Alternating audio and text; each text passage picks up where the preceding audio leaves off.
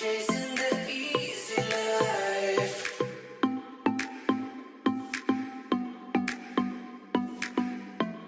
We're chasing the easy life.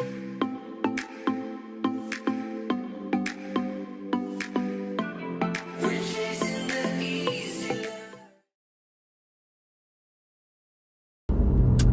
What's up, guys?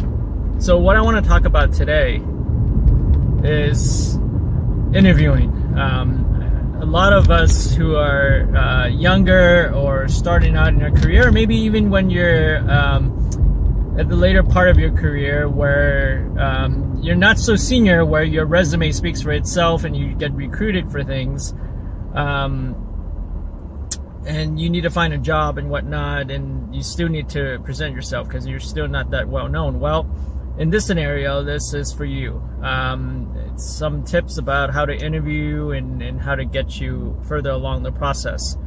So that being said, obviously, I think one of the things that you have to do is, look at your career strategically and understand how to answer some of the behavioral questions about, where you've been, where you're going, where you want to be, and so forth. You need to have a 5-year, 10-year plan of that. So if you can't answer that for the particular company that you're applying to, you probably shouldn't apply. So that's number one. And I apologize for the flare. I'm just driving. I like to do the videos when I'm driving so that it saves me time. I like to be efficient, so it is what it is. Anyway, so that's number one. Number two is understand the company and its products in the industry. To do that, pretty simple. Go to the company website, look at them, especially if they're a public company. They should have earnings report, annual report, earning reports, 10Q, 10K. These are very good items to look at, because especially the annual report, because a lot of times they mention things about the industry, challenges that are industry-wide that you can pick up on, and also their competitors and some of the key risks and so forth. So you can actually learn a lot about the company just by reading the annual report. So I suggest anyone to, anyone who's taken their interview seriously to do that. Look at the 10K, 10Q reports, read about them. Oh, there's a call coming in. Let me stop that. So that is important, an important component. And then obviously looking at the competitors. Since you understand the company itself, you should also have a good understanding of the competitors, so you can talk intelligently about what people are doing right and what they're doing not as well as their competitors. So that's very important as well.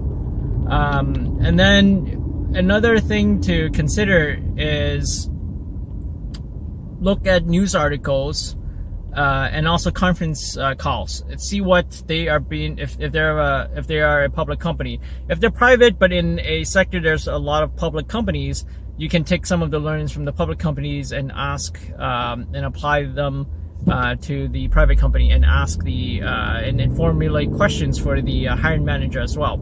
What I like to do with regards to the earnings calls and some of the things that I find while I'm doing the research is to formulate just in the back of my mind what are some key business challenges that this company have and what I can propose to help them solve, right? So this is a very good way to get some extra bonus points, and it's also good practice for you to understand what situation you're getting into, because chances are you will be the one that is going to solve this problem. That's one of the tasks that they would charge you with anyway, so might as well have a strategic understanding of it. What I like to do oftentimes is, if I have a pretty good sense through the interview process what the managers will be asking, I will typically then do a PowerPoint presentation on this subject. Number one is it proves that you are a subject matter expert, and number two is it shows that you actually care about the company and you give an effort about it. You give an effort. Many people don't do this, so if you do it, chances are you will be better off than your peers. So the last piece is to read additional books on, challenge questions. And, most people will not ask these types of questions, but if I have extra time in my hand, I'll just do a quick refresher on it. Usually it's just case-based questions, which if you're preparing for the industry, you already got a good sense and handle of what the actual case scenarios are like. But the riddle type of questions, some, depending on the industry, consulting, investment banking, they would probably ask you more of these types of questions. Other companies and industries will not. But either way, it's good to have a good sense of how to address those questions. And they're good brain teasers. They teach you how to think analytically and strategically.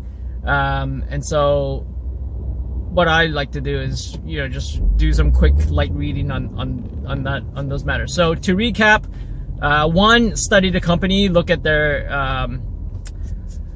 website, obviously, look at the competitors' website, look at their earnings, conference call information, 10K, 10Q reports.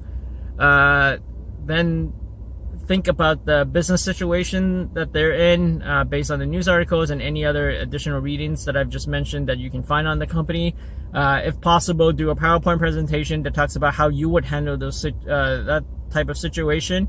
Another good point about why you should do a PowerPoint presentation is because when you do the presentation, you actually shift the frame of being passive, where they ask you a question, to being active, where you're proposing a solution with the disclaimer that you don't know the full details, but you're actually driving that conversation. So in a way, it makes you a better candidate, and also it really exudes confidence.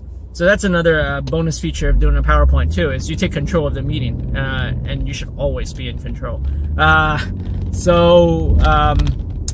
And then, if you have extra time left, look into some of those riddle questions that I'm a big fan of. And then, of course, there's always those behavioral questions where they want to know where you want your career to be at in 5-10 years or whatnot. So make sure you have an answer for that. Typically, when you go into an organization, if you're looking at it as a job, it's probably not a good place to be. You should look at it as a career. That being said, though, my personal preference is I look at it as, if the career over there goes well, great. If not, personally, there's a good learning opportunity for me and challenge, to do something different, and be building towards my own skill sets. So make sure that you have some of those goals in mind. So anyway, I hope this video was helpful, and feel free to leave any comments, suggestions below. Okay, and if it is useful, don't forget to like and subscribe. All right, take care, guys. Peace out.